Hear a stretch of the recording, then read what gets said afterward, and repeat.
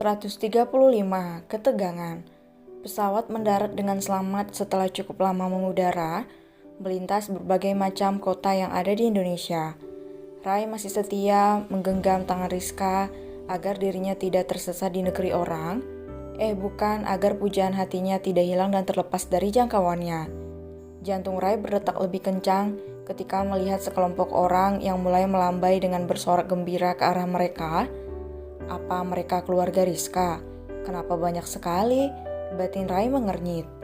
Hal yang paling membuatnya yakin karena Rizka pun juga ikut melambaikan ke arah mereka. Bi, maaf ya mereka terlalu antusias.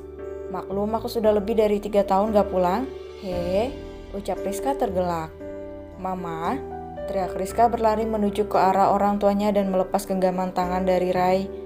Pria tampan itu membeku di tempat dengan mata yang membola ketika melihat tatapan tajam papa Rizka mengarah kepadanya.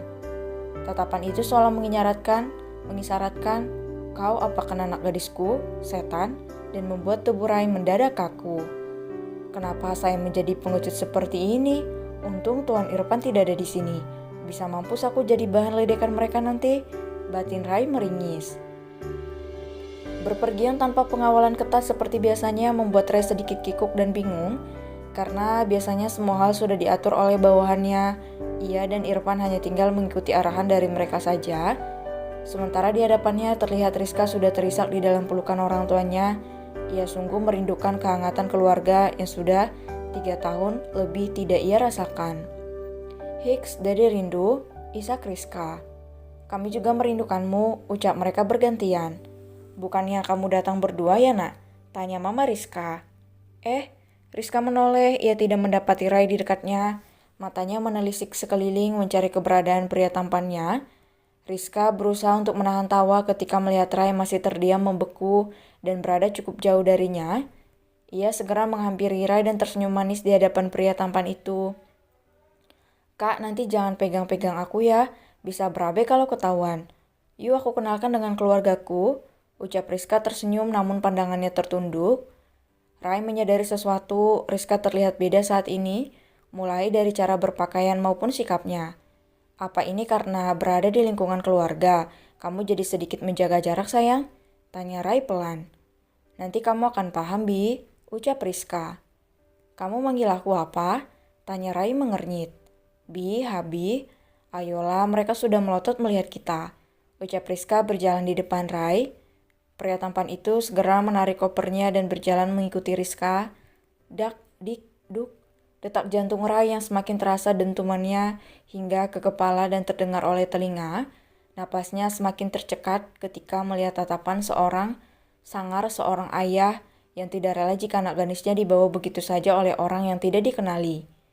Ia pernah berada di situasi itu, memberikan tatapan tajam kepada calon adik iparnya, seolah menusuk jantung laki-laki yang berani meminang adik kesayangannya.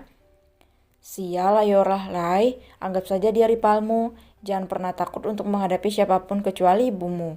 Ayo Rai, ucap pria tampan itu menyemangati dirinya. Bi, nanti salimnya cium tangan ayah saja dan semua laki-laki. Kalau sama perempuan cukup mengatupkan kedua belah tangan dan tersenyum. Paham Bi? Ucap Rizka. Paham sayang? Apa kamu gugup Bi? Tanya Rizka jahil. Iya lumayan.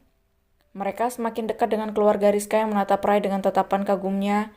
Pria tampan dengan tinggi 179 cm itu terlihat sangat mencolok di antara keluarga Rizka, apalagi dengan otot kekar yang tercetak jelas pada kaos bermerek yang ia kenakan. Selamat sore Tuan dan Nyonya, sapa Rai kikuk dan membungkuk hormat. Semua orang terkejut dan mengernyit bingung melihat sikap Rai yang memanggil mereka dengan sebutan Tuan dan Nyonya. Bi, ucap Rizka memberikan kode. Selamat sore Om, ucap Rai mengulurkan tangan besarnya.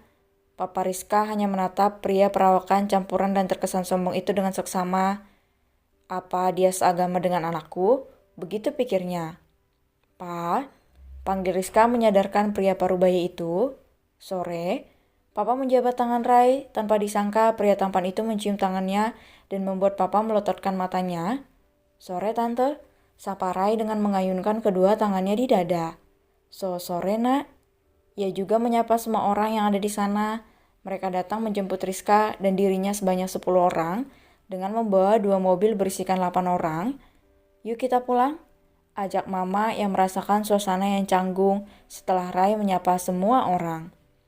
Mereka segera pulang menuju kediaman Rizka, dan disinilah awal mula status baru yang akan ia sandang beberapa hari lagi. Suasana mencengkam sangat terasa di dalam rumah yang terbilang cukup mewah itu. Hanya ada keheningan dan ketegangan yang menyelimuti mereka. Tatapan Rai yang begitu tajam berusaha untuk menjinakkan tatapan bapak mertua yang terkenal galak kepada laki-laki yang ingin menimang anak gadisnya. Rizka hanya bisa menahan tawanya saat ini. Ia merasa lucu dengan tingkah Rai yang terlihat cukup tegang dan sedikit takut ketika berhadapan langsung dengan orang tuanya. "Laki-laki tampan ini sebentar lagi akan menjadi suamiku, akan menjadi pemandangan indah ketika aku mulai untuk membuka mata." "Ah, tampan banget," batin Rizka. Nak Rai, sudah lama kenal dengan anak Mama?"